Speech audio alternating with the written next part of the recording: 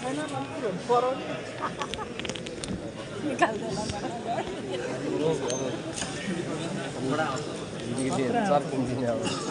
Height बढाइसक्यो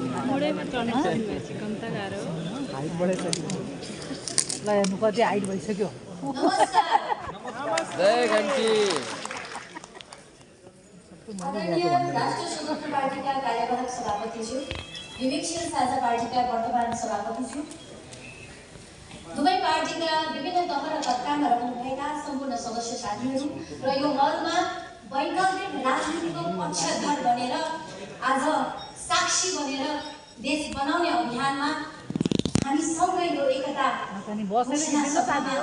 भएका सम्पूर्णमा म राष्ट्रिय स्वतन्त्र पार्टीको तर्फबाट यो ऐतिहासिक क्षण र दिनमा यहाँलाई स्वागत गर्न चाहन्छु।